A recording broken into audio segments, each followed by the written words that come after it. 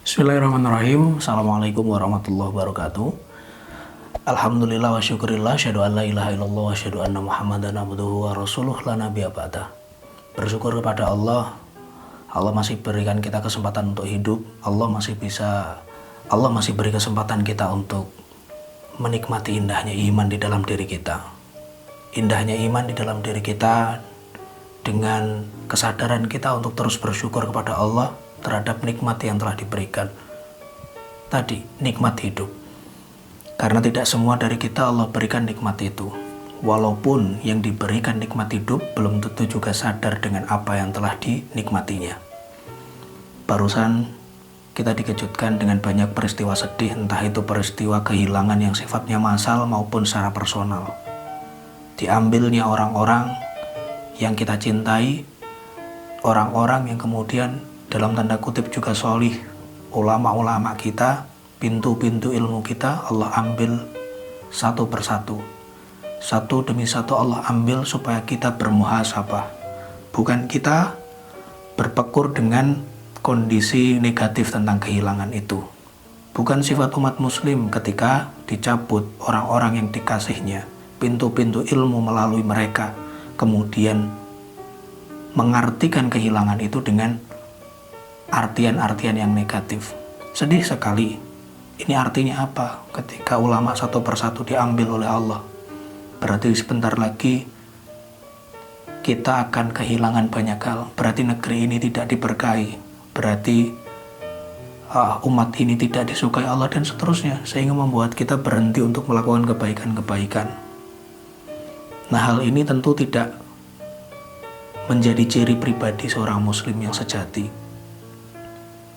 Ketika Rasulullah wafat, beliau adalah sosok yang kemudian dicintai Allah. Apakah saat itu para sahabat berpikir, wah berarti setelah ini adalah kondisi yang tidak disukai Allah? Karena sejatinya orang yang Allah cintai telah diambilnya. Berarti ini pertanda apa? Ada yang dalam tanda kutip ketika di era wabah ini Allah ambil satu persatu manusia-manusia terkasihnya, kemudian kita berpikir apakah ini tanda-tanda kiamat sudah dekat? Apakah negara ini tidak diridhai Allah? Apakah zaman ini adalah zaman dengan penuh banyak orang yang kemudian tidak dicintai Allah? Bayangkan kalau itu terjadi di zaman Rasulullah, kemudian para umat terdahulu, para sahabat berpikir negatif seperti ini, apa jadinya umat setelahnya? Bagaimana Islam bisa dikenal di sepanjang zaman? Apa yang terjadi ketika Khalifah Abu Bakar meneruskan risalah Rasulullah dengan hidup dengan aura negatif seperti ini? Tidak bisa disalahkan memang.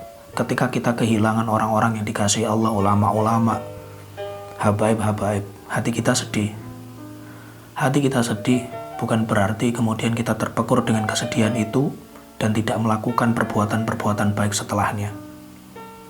Kullun nafsin dha'iqatul maut. Setiap jiwa itu pasti ada jatahnya kematian, termasuk hamba-hamba yang dicintai Allah. Itu artinya jadikan motivasi dan muhasabah untuk diri kita. Ketika pintu ilmu itu telah diambil oleh Allah, maka ciptakan pintu baru lagi. Semangat itu yang kemudian kita munculkan. Ketika para penghafal Quran di masa Khalifah Abu Bakar As-Siddiq, banyak yang telah meninggal di dalam peperangan melawan orang-orang yang kemudian ingkar terhadap rukun Islam untuk tidak membayar zakat di zaman Abu Bakar, yaitu melawan Musailamah al-Kadzab. Banyak penghafal Al-Quran yang kemudian meninggal dunia. Apakah saat itu orang-orang berpikir negatif seperti kita kehilangan para habaib, para ulama-ulama, para orang-orang soleh saat ini?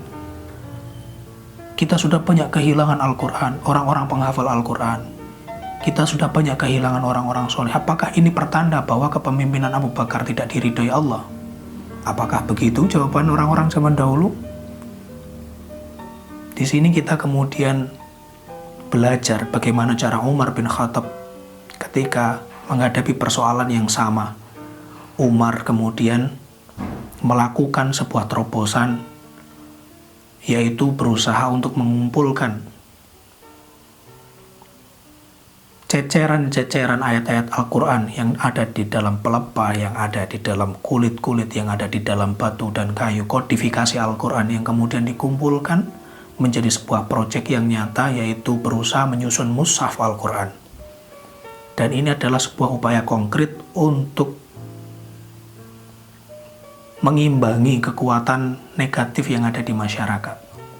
Yang harus kita lakukan adalah hal yang sama, melakukan hal yang kemudian konkret yang sama. Bagaimana, apa yang bisa kita lakukan? Kita tidak punya kekuatan untuk melakukan perubahan-perubahan itu.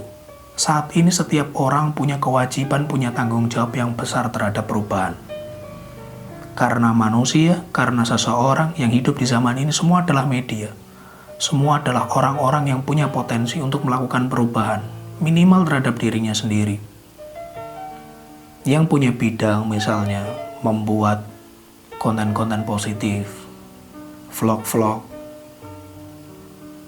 project-project online seperti ini yang digunakan untuk kemudian mencetak nuansa-nuansa vibe-vibe baru yang kemudian memunculkan muatan-muatan positif yang membuat orang tergerak untuk melakukan kebaikan, menyebarkan berita-berita hal-hal yang baik juga yang kemudian memotivasi untuk orang melakukan kegiatan-kegiatan yang nyata, bukan malah terbekur dengan kondisi kehilangan, bersedih terlalu berlebihan, kemudian berpikir yang kemudian buruk, sehingga tidak ada aksi-aksi nyata yang membuat seseorang kemudian berubah jadi lebih baik.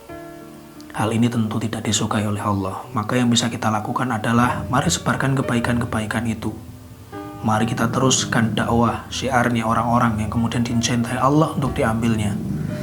Manakala ketika dulunya dia masih hidup kemudian kita abai, maka saat ini kita harus bersikap aware terhadap ilmu-ilmu kebaikan-kebaikan yang ulama-ulama yang masih hidup saat ini, yang masih Allah berikan izin, berikan nikmat untuk hidup di dunia. Kita datangi majelis-majelis ilmunya, kita serap ilmu-ilmunya.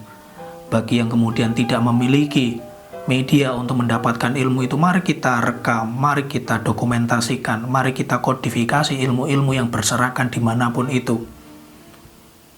Kita jadikan mushaf-mushaf, kitab-kitab, bundel-bundel ilmu itu menjadi sebuah kebaikan yang kemudian bisa kita sebarkan, yang bisa dinikmati, yang bisa dipelajari oleh orang-orang di sekitar kita, terutama nanti bisa dinikmati untuk generasi selanjutnya, sehingga ilmu itu tidak punah bersamaan dengan ahli-ahli ilmu yang telah diambil oleh Allah. Sementara itu yang bisa kita lakukan apabila kita tidak bisa melakukan kodifikasi, kita tidak bisa membuat konten, bagaimana, apa yang bisa kita lakukan? Kita datangi majelis-majelis ilmu itu, kita nikmati sajian-sajian ilmu yang sudah ada tersebar di media sosial kita.